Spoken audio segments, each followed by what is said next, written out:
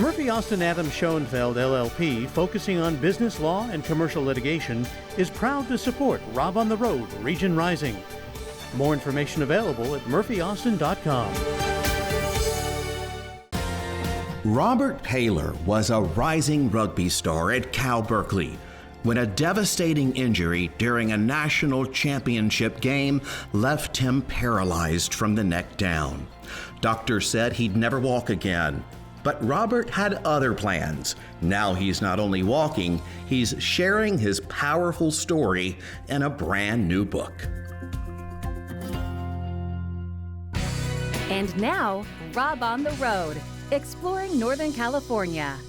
Joining me now is one of my favorite people, Robert Paylor, author, inspirational speaker, and so much more. Robert, it is great to see you back here 5 years later after we first spoke. I can't believe that.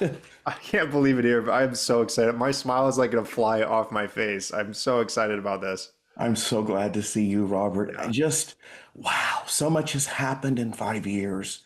Yeah. And most importantly, you have stepped forward. And I mean that literally.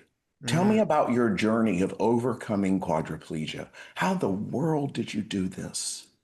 There's so many ways and so many factors that contributed to this journey. I mean, on day one, my doctor said I would never walk again. I'd never move my hands. He said I'd be lucky if I could feed myself again one day. And think I'm 20 years old, whole life ahead of me, thinking that it might be over, but I wouldn't quit. I wouldn't give up. I mean, there's just that effort component that you have to have in a situation like this. You got to get up and you got to do the work.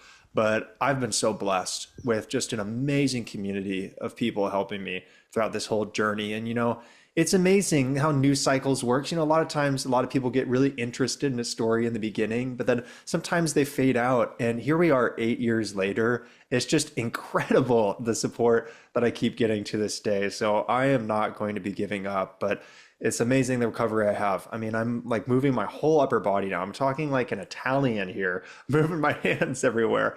And Robert, yeah.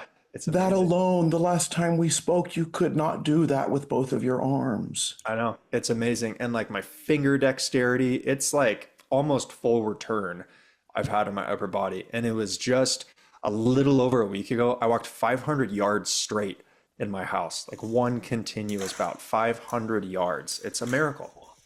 That is really overwhelming to see you moving. I know. It's amazing. I'm so lucky. And when this happened, Robert, my gosh, I mean, you're a big guy. Yeah. It's 6'5", right? That's right. 6'5". When I was playing rugby, I was 245. And that's a big person playing hard with rugby. You rugby champ, Cal State total right champ. That's you. Yeah. And then the horrible accident happens. By the way, where did all of that end up? In terms of the fallout of the legalities of play, It's been such a journey. And is it anything you even want to talk about? Absolutely. Okay. The journey of forgiveness was so difficult because what happened to me was illegal. I was bound around my neck and my head was driven into the turf, which caused my forehead to press against my chest. I had my nose in my sternum, which snapped my neck, paralyzed. And when I was looking at pictures and videos of what happened to me, I was filled with hate and rage like I can't even describe. Because it's not like I just couldn't walk from point A to point B. I couldn't feed myself. I couldn't breathe on my own. I couldn't go to the bathroom. I couldn't shower. And it seemed like the rest of my life was not going to get much better in that point. That's what the doctors were telling me. And to think that all of it was because of the actions of another person filled me with a rage I just can't describe. And to make matters worse, he's never reached out to me. 8 years later, he's never said he's sorry. And being that my faith is very important to me, I knew right away that my answer, my call, was to forgive everyone, regardless of what they do to me and regardless of how much anger I feel. So to be honest, in the beginning, it was like a fake it till you make it kind of thing where I said I forgave him, even though I didn't really feel it internally. But as I said those words and time went on, time was kind of allowed to run its course. And slowly, just bit by bit, the anger goes down. And I slowly reach that internal peace in my life. I think that's just a life lesson for all of us, that forgiveness isn't just a feeling of peace, it's also a decision. We can make that decision regardless of how we feel. And forgiveness is not all about others and it's not about removing their guilt. Forgiveness is really about us. It's really about freeing ourselves from those negative attachments. That's just such a journey that I went on. And I truly do forgive this person. I've completely moved on and I can look ahead of me because that's where I'm going. And it was deemed to be completely inappropriate. Yeah, it was. Yeah, you cannot drag someone down by their head and render them a quadriplegic. It's just not the game of rugby. Let's pivot to your purpose and your passion today, Yeah. because that's what this is about. Your book is amazing, paralyzed to powerful. First of all, the title of the book, tell me about it. Oh yeah. This is something that it took me a while to kind of think about this because you have a story like this and you really want to do it justice in that title. But I think the title really gives a good sense of what this journey is. On one hand, it's my story. It's going from that state of paralysis, neck down, paralyzed, on the turf, told I'd never walk or move my hands again, to where here I am to now sharing the story, moving my body in lengths that I was told I would never do again, and being able to help others through their challenge, which is what leads to kind of the other double meaning of this title, that we all have something that paralyzes us. I mean, think grief. Think loss, think despair, anxiety. These are all things that can paralyze us that we deal with in some degree. So this book is about helping that reader identify and then overcome what paralyzes them through my story and through these tools that have helped me in battling quadriplegia. And you do that in this book so beautifully because, yes, it is your story, but it is your story to freedom. It is your story to peace. The power too. And the power of it. And the power of the journey. And I please hear this the right way, anyone watching, but if Robert can do this on the news that he was given, we all can do this. We truly can. And by this, I mean move through whatever is paralyzing you today. Because our brains can paralyze us as strong as our bodies. Absolutely. And we can be moving in a meaningless way because we are experiencing a paralysis from, like you said, grief, anxiety, depression, a diagnosis, which in this case proved a diagnosis was not a destiny for you. What about your book? Because you are an inspirational, motivational speaker. What about your book was the most cathartic for you? It was really going back into that moment, the first day that I broke my neck. And because you really take us there in the book. You go there. Yeah, I go as deep as I possibly can. And I share stories that I've never shared publicly before, like the feelings I had when my family came onto the field. My parents were at the game when I broke my neck. And I remember my mom coming behind me and my dad coming down to his knees to my side, grabbing my hand, and I can't feel it. And the phone calls that I made to my closest friends when I was told that I should go into spinal fusion surgery and I might not survive. And my brother holding that phone, being the strongest person in the room on that day, being able to type those messages, hold that phone in front of me so I can make those phone calls, all without breaking down, without shedding that tear, giving me that strength that I didn't have at the time, but I needed from him. That was difficult for me. I mean, it was not easy to go back into those moments and really create that strong mental picture in my mind that I can give to someone else. But it was so important. And I think it's only in that intense darkness that we're really able to appreciate this beautiful light that's come from all of it. So there's no doubt that was the worst day of my life, but I wanted to share it in great detail because it's through that struggle that I've been able to just achieve immense power and strength in my life. You are a beautiful writer. You have a way of taking us into some seriously painful moments intentionally. At least it appears intentionally to me, because you know that if you can take your story into someone's heart, then you can carry their heart through the story of forgiveness and growth and power and all of that. And I just think it's amazing how you have this gift to do this. And 8 years to the day it came out. Yeah, exactly. May 6, 2025, all the way from May 6, 2017 when I was on that turf. So, what is your favorite? Because there are so many beautiful chapters, not only in this journey of recovery for you. Yeah. And by the way, congratulations on your wedding. Thank you. Thank you. So excited. Got the bling on the finger now. You're a married man now since the last time we talked, Right. and last time we talked on air. And Yeah. I'm so happy for you. And she must be one amazing person. She is so much cooler than me, Rob. She is the best. I'm the luckiest man in the world. That's awesome. Yeah. I'm so happy for you. Yeah. And that's a beautiful chapter for you. And talk to me about one of the most poignant chapters in your book that really helped you move to the next level in life.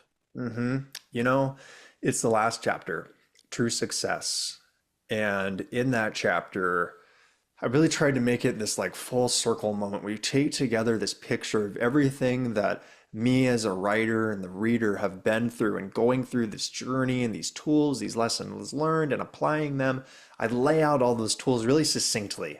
Just try to like give these tools, put them in your tool belt, use them throughout your entire life and draw back to that. But in the end, I talk about this sense of true success because my goal on day one, and still is my goal in this recovery, is to never need my wheelchair again.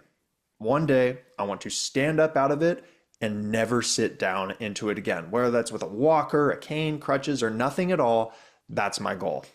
And here I am, 8 years later, I'm still in a wheelchair. I'm sitting in a wheelchair right now. And in fact, statistics say that regardless of how hard I work, I will spend the rest of my life in this wheelchair. I might not achieve that goal that I set. And I got to think, does that mean that I'm a failure?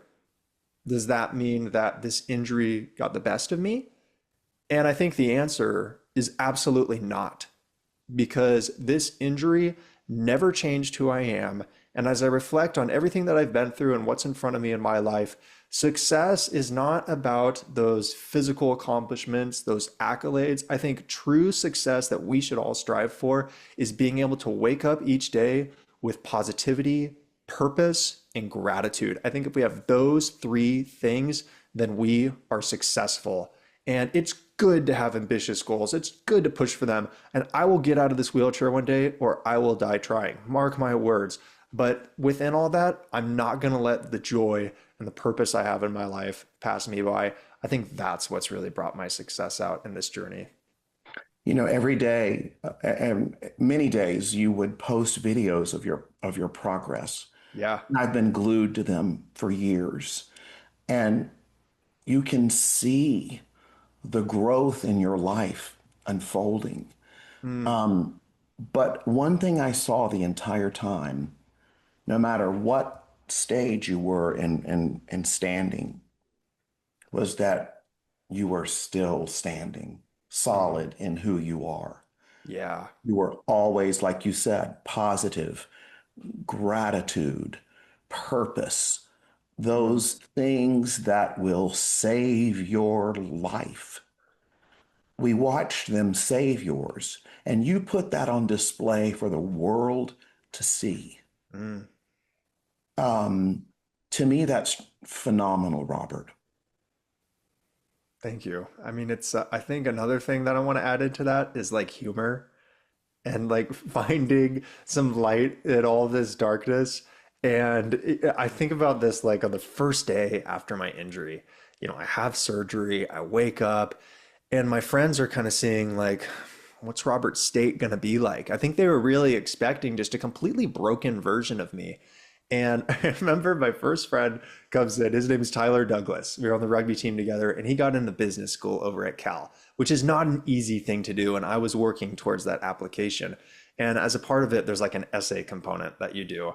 And he comes in the room. One of the first things I say is, Tyler, I'm going to be able to write a heck of an application essay now. This is going to be like the story to end all stories. And I think like that's something that often gets overlooked that I'm really proud of, just maintaining that humor throughout it all. Where when people came in that hospital room, it wasn't like Robert the quadriplegic or Robert the guy who can't move his limbs. It was just Robert. It was just me. And I think that's something I'm so excited about. And like you said, I stood throughout it all in those ways that I think in a lot of ways when people were really expecting me to lean on them, that they were able to lean on me in some regards because of having that humor and that really positive attitude through it all. And ultimately, the reason that people were able to come in to see you in that state and in that moment is because it was all, you purposely set this platform to be one of, this is going to be a journey and a road that I'm going to travel, and you've led the way with positivity. Now I know that there are dark moments. We all go through them. Certainly. And so I don't think we need to marinate on that part, but I would like to marinate on the part of getting out of them. Mm-hmm. So when you have one of those moments, how do you get out of it? I know you listed your 3 pillars, but can you walk me through how you do that? I think so much of it comes down to perspective. I think perspective is the key to positivity. It's the key to perseverance. When I have a dark moment, and trust me, I have a lot, where I'm looking around, I see a lot of seemingly able-bodied people who are walking. They're doing something I've worked so hard to be able to achieve, and I'm just not quite there yet. I have to look outside of myself, and I don't look at videos of puppies and rainbows. I'll look up stories of cancer patients, complete quadriplegics, homeless people, veterans who come back from war without limbs, people who are going through terrible situations, something I don't think anybody should ever have to go through. But I look at them explain how they make their lives happen every day. A lot of times they have a smile on their face. And I just think, remind me not to complain about anything ever again. And I use this saying that really helps me when I need that quick perspective shift. And I recommend we all use it. The saying is, compared to what? So I'll say, I'm going through a lot right now, but compared to what? There's a lot that I can do. There's a lot that I do have. Now, the saying is not meant to dismiss our challenges. I think it's really unhealthy if we just dismiss our challenges. It will never go away. But what that saying is meant to do is put our challenges into perspective, to help us realize that what we go through is overcomable. There's so much that we can achieve. I think perspective is a tool. It's like a muscle that we really ought to develop, and just changes the whole way that we see the world. Perspective can destroy you, or it can deliver you. Yes. Expectations can wipe you out, or they can set you free. And so many times when I'm struggling in that search for perspective, as I try to step out of my body and look at my life from a 30,000 foot level, right? And just say, okay, what's really going on here? And I think about what you just said about getting out of those dark moments and seeing other people around you who may be taking walking for granted. And I have to point out that when you say compared to what, because I know you, that you don't say compared to this because because journeys are hierarchical, because they're not. Right, right. You say it in a way of compared to what? And you go internal. And I do believe with all of my heart that it goes back to the forgiveness. Because had you not cleared your mind, yeah, it would have been hard to clear your path. I would have been looking backwards. I would have been looking in the past if I didn't go through that journey of forgiveness. And I certainly don't think I would be able to look outside myself. I think when you have that really sincere empathy and are connecting, make an intentional effort to connect with the struggles of someone else, that we're able to move on, that we're able to just really experience the most beautiful part of the human experience, which is that community and which is really the source of our strength. What has been something that has actually made your life better in spite of it? Yeah, it is purpose. It's meaning in my life. And to be honest, Rob, I wouldn't even wish this away. And if I had the genie in the lantern and had my three wishes, wishing that this never happened to me would not be a part of it. Now, let me give you a caveat there. Do I want to walk again? Heck yeah. I work at that every single day. But do I wish that none of this happened? Absolutely not. When I think of the conversations I've had with people who are saying, Robert, I have stage 4 cancer. I've battled through suicidal ideations. I'm dealing with loss of a son or daughter or a loved one in my life. I'm in really the darkest valley I've ever been in my life. And it's your perseverance and your positivity that's helping me get through it. I think, how could I possibly wish that away? It's my purpose in my life. It's my meaning in my life.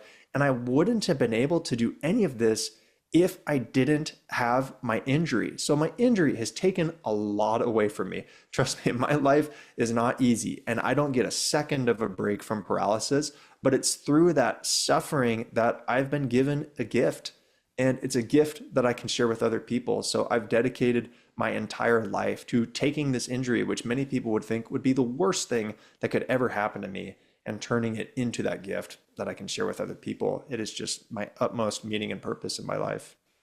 That is so beautiful. And I have to say, personally, when I have tough moments and I think about you, I don't think about you in pity.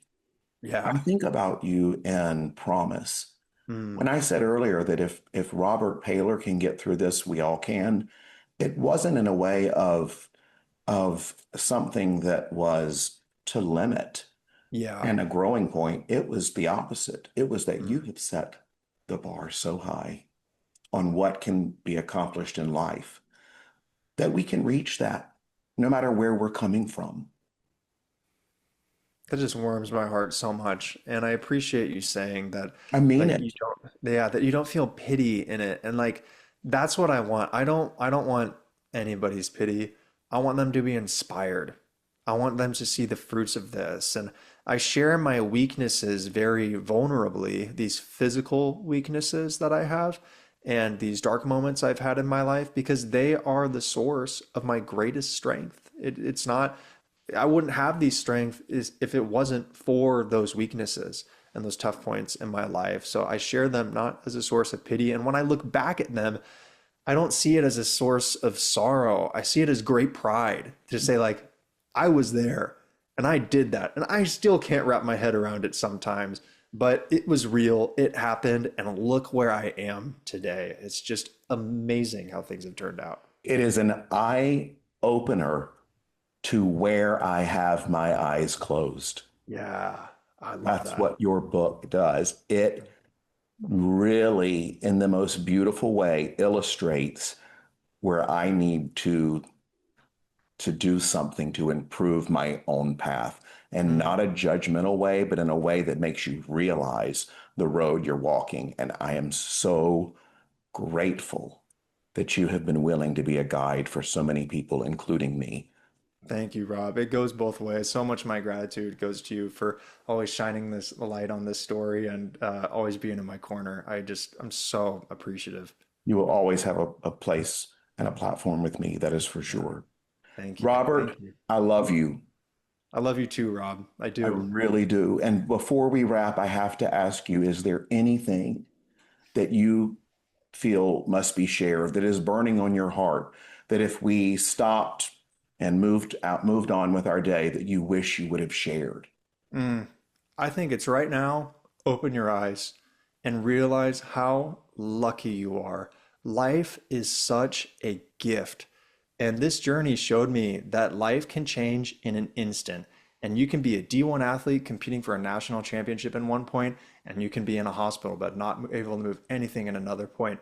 That's not a reason to go wrap our bubble wrap all over our body before we go outside. It's a reason to really appreciate what we have right now. Don't ever let a normal day pass you by. Appreciate it. Show gratitude for it. Life is a gift, and I will spend the rest of my life sharing that, and so grateful that I have this time and each day I do to share that purpose with others. I'm grateful too. Robert Paylor, thank you. We'll talk again soon. I can't wait to talk to you about your next adventure, whatever that means. Me too, Rob. So much love. Thank you so much for having me. You too. Thanks, Robert. Robert Paylor, right here on Rob on the Road. Thanks for joining us. You can watch when you want at robontheroad.org. Murphy Austin Adams Schoenfeld LLP, focusing on business law and commercial litigation, is proud to support Rob on the Road, Region Rising. More information available at murphyaustin.com.